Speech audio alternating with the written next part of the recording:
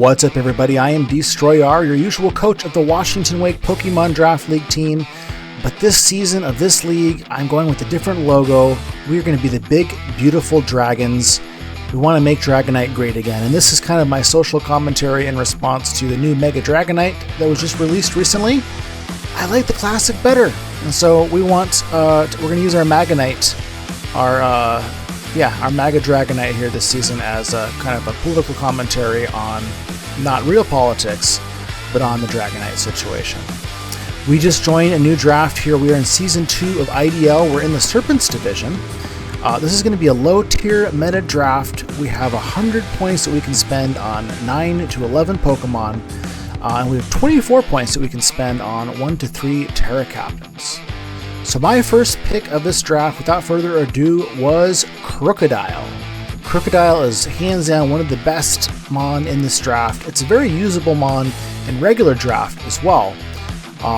It has just good power. It's got two great abilities with its Intimidate as well as Moxie, so it can be kind of a setup sweep type of deal with Moxie, or a very good defensive Pokemon with just using Intimidate. It has two important types for draft, which are Dark and Ground, and this seems like a really solid Mon to start building around. In round 2, I went for Cyclizar. I really wanted to get some speed as well as a top-end spinner in this league.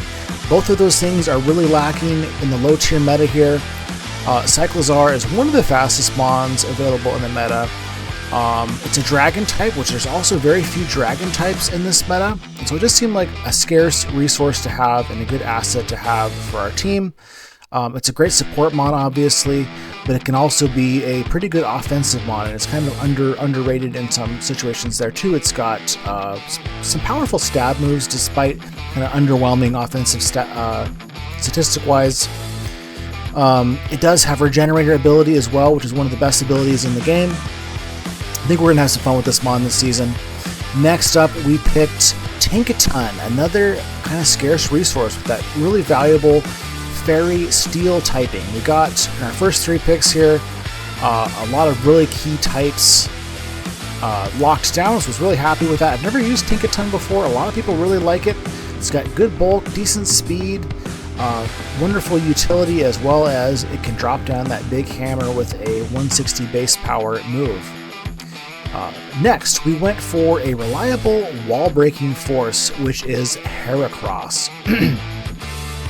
Heracross has, again, a couple of great abilities with Moxie as well as with Guts. You could put a Flame Orb on this thing, and it comes out with immediate power, immediate ability to break walls down, and it can set up with Swords Dance additionally if you want to. It can Trailblaze. A number of good things that you can do with Heracross, but I wanted something with immediate power, and you gotta have those wall breakers, and for me, my wall breaker is Heracross. Next up, we went with our first and primary Terra Captain, which was Reuniclus. So with Reuniclus, it's a very slow Pokemon with great bulk, good attacking stats. It's a great Trick Room user. It is our second Regenerator Pokemon, so we have Cyclizar as well as Reuniclus. Reuniclus with Terra can have coverage or become even more bulky and hard to kill depending on what you need for any given match. So this thing, I think, can serve a variety of roles for us, as well as potentially being able to break or just to be a defensive pivot. It doesn't really have a pivot move, as it's one drawback there, but it can threaten a lot of things and force a lot of switches, so I think it can work well there. It also has Overcoat really isn't a useful ability for us here, but it has Magic Guard, which can be great for a setup set so that we don't get ourselves poisoned. It can also allow us to strap on a Life Orb without taking any damage from that. Next up, we picked the little toaster that could, Rotom Heat. Our fire and electric typings secured there. This thing is a great pivot. We have in our first few Mon a number of really Cyclizar, Heracross, and Krookodile are all weak to Fairy. We do have our Fairy Resist Tinkaton already, but this just gives us a really good Fairy Resist being a Fire type, as well as a great pivot being Rotom and having Volt Switch. So that's kind of the idea with this thing, is to come in and take some hits. It also works really well with Tinkaton because it resists fire and is immune to ground, which are Tinkaton's two weaknesses. So yeah, that's the name of the game with Rotom, is a great offensive pivot support for our squad here. Next up, we are getting our speed tiers secured, and we went with Superior. The icon, the mascot of our division here, being the Serpent division. We got him. He's a 113 base speed. We have, I think it's 121 for our Cyclozar. So it's our second fastest Mon, and our only other one that's going to be above speed 100.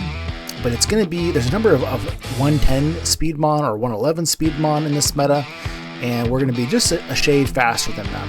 This thing with Contrary and Leaf Storm can quickly get out of control if you don't have anything that's resisting Leaf, or Grass, sorry. But it does have some additional coverage as well. It struggles a lot with with Steel types because of mostly Grass and Dragon coverage that it has. But it does have Glare, which is 100% accurate. Paralyzed move, which also works on ground types, unlike Thunder Wave. So that's a really great move there. It's got Leech Seed. It's got ways to disrupt without just relying on spamming Leaf Storm every week. Next up, we are going with Quillfish. Quillfish has given us two key typings that we've lacked so far in our draft, being a water and a poison type. Always want to have a good water and poison type, and it's important to have a bringable poison type, in my opinion, because of the threat of toxic spikes. Speaking of toxic spike threats, Quillfish has toxic spikes for us, as well as regular spikes, as well as really a number of other kind of nifty little support moves like Destiny Bond and Thunder Wave. It can pivot as well with Flip Turn. It's got Intimidate, so this is another defensive pivot for us. This thing can come in and take fairy hits from, again, our aforementioned Fairy Weak Mon, and they compare pretty well with our little toaster oven as well, too, as far as our typings. They complement each other quite well there as a defensive pivot core. It's not a super bulky Mon overall, but it does have Intimidate, and if you invest in both, it can certainly take some hits. So, with that, we spent pretty heavily in our first 8 rounds. We needed to have a 9th Pokemon. We had 1 point left, and so what better way to spend it than Terra Dragonair? Dragonite, of course, is not in this meta. Dragonair is. It's, again, a 1 point Mon. It's not going to be super powerful, but with Terra, it's got some options. We can give this thing Eviolite and make it quite bulky. It can set up with Dragon Dance just like regular Dragonite does. It has extreme speed just like regular Dragonite does. And this thing is a good speed tier that we did not have, being a 70 base speed. People are going to need to learn to respect this thing. You might look at it and think, oh, it's a 1 point Dragonair. I promise you that this thing is going to come out swinging and command that respect, because it's going to be able to apply some offensive pressure with how we plan to use it this season. And it's our second Serpent on the team for our Serpent division here. And so yeah, that's the team. Excited to show you guys what the big beautiful dragons can do this season. And yeah, we're going to be doing Sundays as upload days in IDL. So hope to see you guys next Sunday.